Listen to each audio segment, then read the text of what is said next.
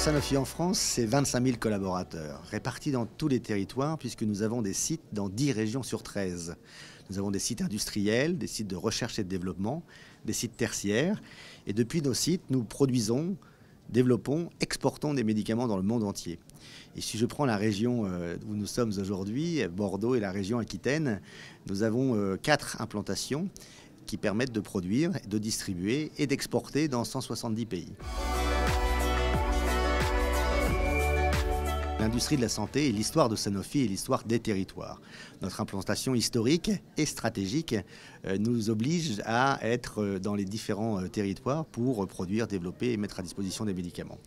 Alors ce forum aujourd'hui est une très belle occasion pour pouvoir interagir entre tous les différents acteurs de l'écosystème de la santé, que ce soit les patients, les régulateurs, les médecins, les radiologues et puis évidemment les industriels que nous sommes.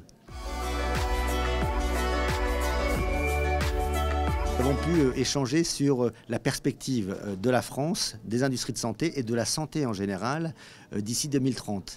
Nous sommes dans une période extrêmement intéressante puisque tout d'abord il y a des innovations scientifiques absolument extraordinaires. Il y a l'arrivée de l'intelligence artificielle, des big data qui viennent changer nos métiers, enrichir nos métiers et apporter de nouveaux espoirs pour les patients d'abord, mais aussi dans les usines par exemple où le digital s'inscrit dans le suivi des procédés, de la qualité. Non, ce forum tombe à un moment très important pour la France puisque cette semaine a été définie une lettre d'orientation des ministres qui va conditionner l'accès aux innovations en France, qui est totalement cohérente avec le CSIS, qui était le Comité stratégique des industries de santé, qui avait été organisé par 4 ministres et le Premier ministre au mois de juillet l'année dernière.